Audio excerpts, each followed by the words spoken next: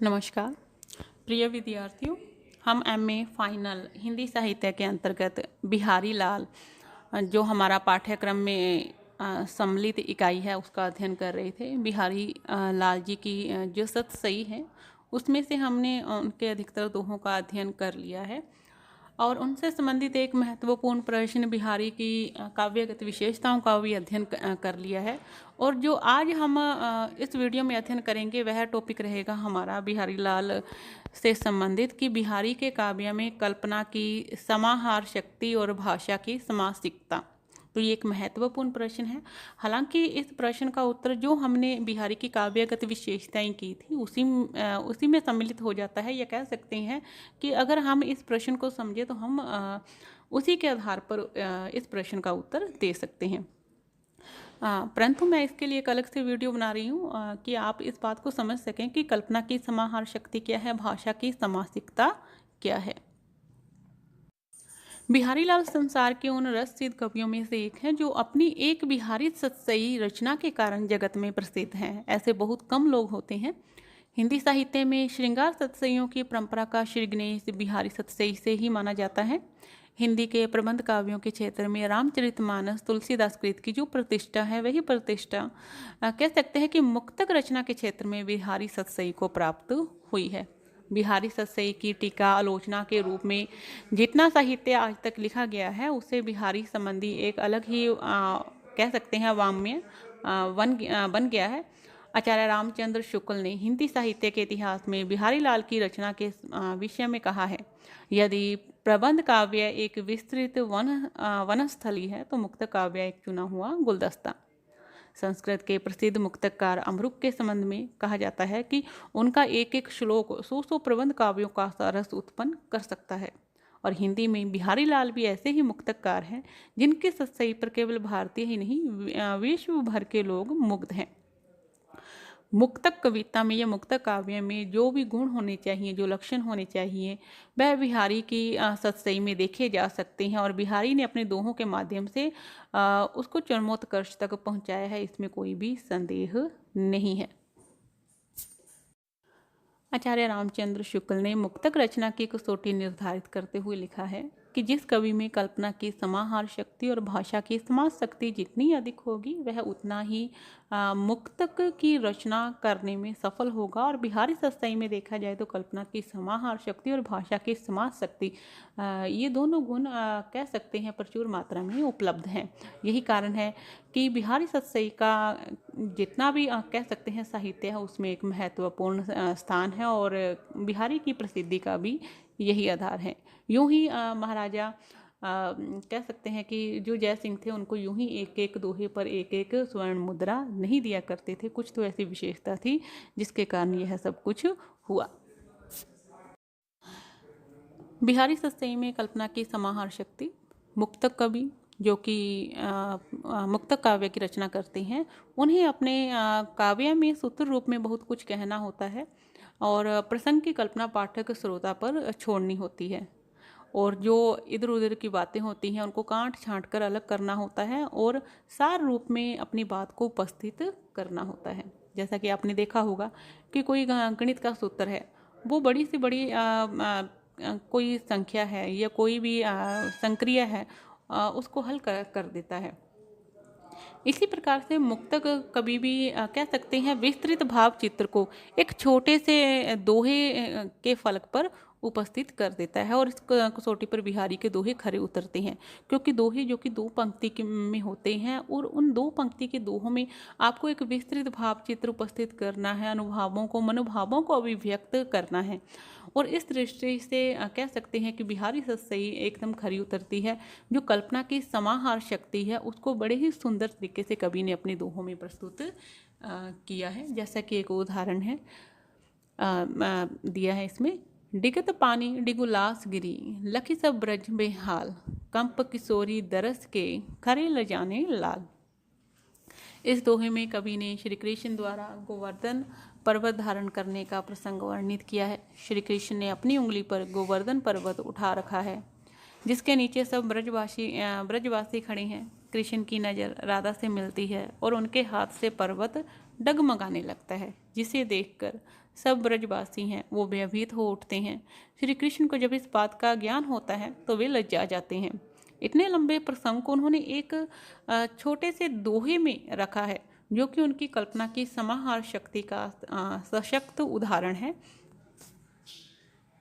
बिहारी के काव्य में कल्पना की समाहार शक्ति से संबंधित अन्य उदाहरण भी प्रस्तुत हैं, यथा दृग उर्जत टूटत कुटुम जुरत चतुर चिरप्रीति परत गाढ़ दुर्जन हिय दई नहीं यह रीति।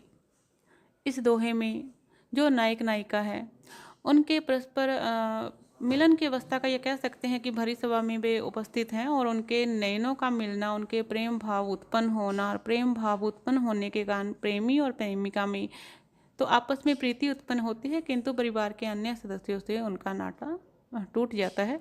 यह पूरी घटना न जाने कितने समय में घटित हुई होगी, किंतु कवि ने अपनी कल्पना की समाहार शक्ति पूरी घटना को एक ही दोहे में वर्णित कर दिया। कहने का तात्पर्य है कि नायिका का मिलन होना, उनका एक दूसरे को देखना और उसके पश्चात उनमें प्रेम उत्पन्न होना और घर वालों को इस स्थिति का पता चलना और इससे उनका अपने परिवार वालों से नाता टूट जाना, तो यह एक लंबी चौड़ी समयावधि में संपन्न हुई घटना है, जिसको एक दोहे के छोटे से फलक पर कवि ने उकेरा है। इसी प्रकार से अगला दोहा है जो कि कल्पना की समाहार शक्ति को चित्रित करता है। बत्रस लालच लाल की मुरली धरी लुकाए सोह करे बहुनु हंसे देन कहे नटी जाए। इस दोहे में भी एक विस्तृत आख्यान है, एक विस्तृत घटना है जिसको उपस्थित किया गया है कि राधा श्री कृष्ण की मुरली छुपाकर रख लेती है ताकि राधा श्री कृष्ण से अधिक बातें कर सके। जब श्री कृष्ण अपनी मुरली न मिलने पर राधा से पूछते हैं तो राधा मना कर देती है कि नहीं, मेरे पास तो आपकी मुरली नहीं है। यह सुनकर श्री कृष्ण वापस जाने लगते हैं। तो श्री कृष्ण को वापस जाते देखकर राधा जी अपनी कह सकते हैं बाहों से मुस्कुराने लगती है, जिसे श्री कृष्ण समझ जाते हैं कि जरूर मुरली राधा के पास ही है। तो यह भी एक अत्यंत सुंदर उदाहरण है कल्पना की समाहार शक्ति का। वैसे तो बिहारी सतसई में समस्त दोहे ही कल्पना की समाहार शक्ति को अभिव्यक्त करते हैं। इसी प्रकार से एक अन्य दोहा, मंगल बिंदु सुरंग मुख शशि केसर आड़ गुर एक नारी लही संग रश्मि किया लोचन लगत। प्रस्तुत दोहे में बिहारी ने नायिका के सौंदर्य का चित्रण किया है कि नायिका के चंद्रमा के समान मुख है और उस मुख पर लाल रंग का बिंदु अंकित है और केसर के आड़े तिलक ने नायक के नेत्रों को रश्मय कर दिया है। जिस प्रकार ज्योतिष शास्त्र के अनुसार जब चंद्रमा, मंगल और बृहस्पति एक ही राशि में आते हैं तो घनघोर वर्षा होती है। तो यहाँ पर भी श्रृंगार का चित्रण किया है कि यहाँ पर चंद्रमा के समान मुख को बताना और लाल बिंदु जो कि मंगल का प्रतीक है, केसर या पीत रंग बृहस्पति का प्रतीक है। तो इन तीनों चीज़ों का कवि ने एक साथ वर्णन किया है। और इसके साथ में ही यह है कि कल्पना की समाहार शक्ति के लिए आपको बहुज्ञता भी होनी चाहिए, बहुत विषयों का ज्ञान होना चाहिए। और बिहारी लाल इसमें पारंगत थे, चाहे ज्योतिष शास्त्र हो, चाहे गणित शास्त्र हो, या कह सकते हैं कि भूगोल शास्त्र हो, उनको उन विषयों की पकड़ थी, तभी उन्होंने एक दोहे के छोटे से फलक पर इतने विस्तृत भाव चित्रों को उकेरा है। उपयुक्त उदाहरण बिहारी की कल्पना की समाहार शक्ति के सशक्त प्रमाण है। कहना ना होगा कि एक एक दोहे में इतना अधिक भाव, गांधीर्य व चमत्कार है कि उन्हें रंगमंच पर भी अभिनीत किया जा सकता है। तो ये एक बहुत बड़ी सफलता है बिहारी सतसई की। बिहारी की सतसई में जो रस व्यंजना का पूर्ण वैभव है उनके अनुभवों के विधान में दिखाई पड़ता है। अधिक स्थलों पर तो इनकी योजना की निपुणता और उक्ति कौशल के दर्शन होते हैं, पर इस विधान में इनकी कल्पना की मधुरता भी झलकती है। अनुभवों और हावों की ऐसी सुंदर योजना कोई श्रृंगारी कवि नहीं कर सकता। एक दोहा है जैसे कि बत्रस लालच लाल की मुरली धरी लकोई सोह करे बोहनी हंसे देन कहे नटी जाई। इसी प्रकार से इनका एक भाव व्यंजना व रस व्यंजना के अतिरिक्त बिहारी ने वस्तु व्यंजना का भी सहारा लिया है। विशेषतः शोभा या कांति, सुकुमारता, विरह की क्षीणता आदि के वर्णन से कहीं कहीं इनकी वस्तु योजना का औचित्य है वो सीमा का उल्लंघन करके भी प्रस्तुत होता है। जैसे कि पतरा ही तिथि पाइये बाघर के चहुपास नित प्रति पुण्यो रहे आनन ओप उजास। इसी प्रकार से इनका जो विरह से संबंधित एक दोहा है, उसमें भी इसी प्रकार का है कि हम कह सकते हैं विरह ताप को बहुत अधिक दिखाया गया है। यह अतिशयोक्तिपूर्ण वर्णन है। इत आवत चली जात उत चली 6 सातक हाट, चढ़ी हिंडोरे सी रहे लगी उसासन साथ। अनेक स्थानों पर इनके व्यंग्यार्थ को स्फुट करने के लिए या स्पष्ट करने के लिए बड़ी क्लिष्ट कल्पना अपेक्षित होती है। ऐसे स्थलों पर केवल रीति या रूढ़ि ही पाठक की सहायता करती है और उसे एक पूरे प्रसंग का आक्षेप करना पड़ता है। ऐसे दोहे भी बिहारी के काव्य में बहुत से मिलते हैं। बिहारी सतसई में भाषा की समाज शक्ति। काव्य में कल्पना की समाहार शक्ति और भाषा की समाज शक्ति दोनों का घनिष्ठ संबंध होता है, या कह सकते हैं दूसरे शब्दों में ये दोनों एक दूसरे पर आश्रित होती है। कल्पना की समाहार शक्ति वहीं पर अभिव्यक्त होती है जहाँ पर कवि को भाषा में अपनी उस अभिव्यंजना को स्पष्ट कर सके। इसके अंतर्गत लंबे चौड़े जो आख्यान होते हैं उनको एक छोटे से दोहे में प्रस्तुत करना होता है, और यह कार्य सिर्फ भाषा की समाज शक्ति के माध्यम से ही समाहित होता है। और बिहारी की भाषा की समाज शक्ति भी बड़ी अद्भुत है। उदाहरण के लिए उनका एक दोहा है, कहत नटत रीजत खीजत मिलत खिलत लजियात, भरे भवन में करत है नैनन ही सो बात। इस दोहे में कवि ने नायक नायिका के वार्तालाप का बड़ा सुंदर चित्र उपस्थित किया है और एक एक शब्द नगीने की तरह जड़ा है, एक एक वाक्य को अभिव्यक्त कर रहा है। जहाँ नायक नायिका मौन रहकर भी बड़े भवन में नयनों के संकेतों से घंटों वार्तालाप करते हैं। कवि बिहारी भाषा की समासिक शब्दावली के माध्यम से ही भाव चित्र प्रस्तुत करने में सफल हुए हैं। उनका एक अन्य उदाहरण है जो भाषा की समासिकता को स्पष्ट करता है। शीस मुकुट कटि कांचन कर मुरली उर्माल, इह मानक मोह मन बसो सदा बिहारी लाल। प्रस्तुत दोहे में कवि ने श्री कृष्ण का जो रूप चित्र है वो प्रस्तुत किया है। कल्पना की समाहार शक्ति व भाषा की समाज शक्ति के बल पर ही बिहारी ने अपनी दोहों में अद्भुत भाव भरे हैं। इसीलिए उनके दोहों के संबंध में कहा भी जाता है, सतसैया के दोहरे जो नावक के तीर, देखन में छोटे लगे घाव करे गंभीर। निष्कर्ष रूप में कहा जा सकता है कि बिहारी ने सतसई के अतिरिक्त और कोई ग्रंथ तो नहीं लिखा, परंतु यह एक ग्रंथ उनकी बड़ी कीर्ति का आधार रहा है। यह बात साहित्य के क्षेत्र में इस तथ्य की स्पष्ट घोषणा करती है कि किसी कवि का यश उसकी रचनाओं के परिमाण या मात्रा के आधार पर नहीं होता, बल्कि उसके गुण के आधार पर होता है।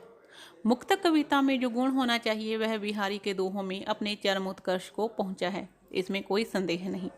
मुक्तक में प्रबंध के समान रस की धारा नहीं रहती, जिसे कथा प्रसंग की परिस्थितियों में अपने को भूला हुआ पाठक मगन हो जाता है, हृदय में एक स्थायी प्रभाव ग्रहण करता है। इसमें तो रस के ऐसे छींटे पड़ते हैं जिनसे हृदय कालिका थोड़ी देर के लिए खिल उठती है। यदि प्रबंध काव्य एक विस्तृत वनस्थली है तो मुक्तक एक चुना हुआ गुलदस्ता है। इसी से वह सभी समाजों के लिए अधिक उपयुक्त होता है। उसमें उत्तरोत्तर अनेक दृश्यों द्वारा जो पूर्ण जीवन है या उसके किसी एक पूर्ण अंग का प्रदर्शन नहीं होता, बल्कि एक रमणीय खंड दृश्य सामने ला दिया जाता है कि पाठक या श्रोता कुछ क्षणों के लिए मंत्रमुग्ध सा हो जाता है। इसके लिए कवि को मनोरम वस्तुओं व्यापारों का एक छोटा सा स्तवक कल्पित करके उन्हें अत्यंत संक्षिप्त और सशक्त भाषा में प्रदर्शित करना होता है। अतः जिस कवि में कल्पना की समाहार शक्ति के साथ भाषा की समाज शक्ति जितनी अधिक होगी वह उतनी ही मुक्तक की रचना करने में सफल होता है। और यह संपूर्ण गुण, जैसा कि हम पूर्व में भी चर्चा कर चुके हैं, कि बिहारी सतसई में पूर्णता प्राप्त होते हैं। इसीलिए बिहारी के संबंध में कहा भी जाता है कि इन्होंने अपनी कल्पना की समाहार शक्ति और भाषा की समासिकता के बल पर गागर में सागर भर दिया है। तो यह एक बहुत बड़ी उपलब्धि है बिहारी सतसई के लिए। तो आज के वीडियो में हमने बिहारी पर एक महत्वपूर्ण प्रश्न, कल्पना की समाहार शक्ति और भाषा की समासिकता का अध्ययन किया। और आज की वीडियो यहीं पे समाप्त होती है। धन्यवाद।